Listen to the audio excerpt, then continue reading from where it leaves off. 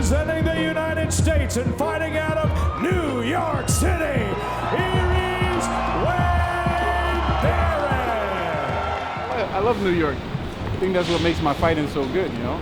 Busy. There's always a lot happening, always something to do, you know? You gotta bob and weave, you gotta avoid people. I lived here in Brooklyn, but East New York. Straight off the plane from Jamaica. So many of us cooped up in one apartment. I don't know how we did it, man. Brooklyn was do or die for real. You know, gunshots every night. You know, my mom and dad coming from Jamaica to America were afraid to let us go outside. You know, and that's why my mentality towards fighting is I don't really need anyone to pat me on my back or anyone to like take my hand and show me the ropes. No, because I know how it is. You know, I lived it growing up in New York all my life. Of course, when you come to a country where you speak differently and, you know, you don't dress up to par, you know, you're gonna get teased, get into fights, stuff like that. And that's pretty much where it all started for me, you know. Every time you hear the bell, we switch. Give me a little volume. Fighting's helped me my whole life. You know, when I was going on the wrong route, you know, my dad found a martial arts school to get me in, you know, because he was just tired of me getting in trouble, man. You know, just tired of the notes home and the teachers calling. From karate, I went to boxing. And, you know, I learned a little bit more. I learned how to put combinations together. I learned about footwork. I learned about the science of fighting. When you want to be an all-around fighter, you can't just be strong. You can't just come forward. You know, you can't just press the action. You've got to understand the ring. You've got to know where you are. You've got to use the entire ring. That's your platform. That's my canvas. That's my place. That's where I perform my art. Yeah, my dad was a detective. You know, he used a lot of his tactics on me and got me to tell him myself. And as a kid, you know, you can't help but pick that up and wondering. I was always a curious kid. I'm a curious person by nature. And that's what I do in fighting. Now I get to understand people. You know, I look at bodies. I look at how, you know, someone's built. I look at their demeanor. And then I look at their coach, because what I've learned in fighting is that it's much more than just looking at your opponent. You've got to understand where your opponent comes from. Then you've got to understand about where his coach comes from. Boxing is a lonely road, man.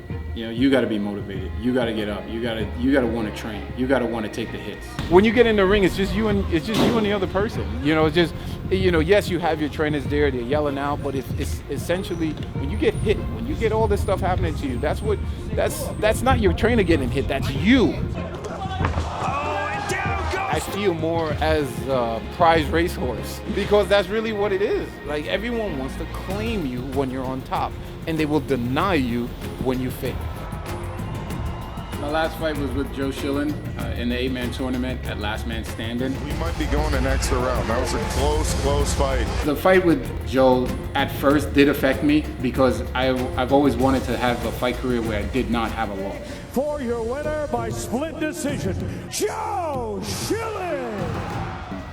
You know, it was a heartbreaking one. I think I won the fight. I'm not a judge. I shouldn't have left it in the judge's hands. I'm not going to get frustrated because of the calls of higher ups. You know, I'm a fighter. I said when I signed the dotted line, I said I would fight anyone. I just know I can fight. You know, whether a guy's on a losing streak or whether a guy's got 1 fight or 100 fights, if you can fight, you can fight.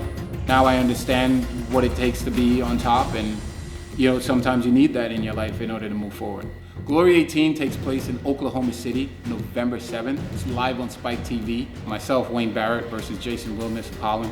It's your classic USA versus Dutch style. It's going to be an amazing fight. If I've learned anything, is that when a guy's got his back to the wall, that's when he's his most dangerous. This is where I need to keep my eyes open. This is where I need to know that every shot that he throws is going to be with bad intention. This is where I need to know that he's going to press, he's going to want to hit me hard, he's going to want to finish me. Because it's not just for him about winning and not losing. It's about the pride. It's about him being the first Dutch fighter that I fought. You know, he's going to come to fight, and he's going to come to neutralize me, and I'm going to come to show him that he can't neutralize me. You're going to see an American that's fired up, you know, angry about having a loss on his career, and he's going in there to fight. You know, not to be a punching dummy, but I will get the finish.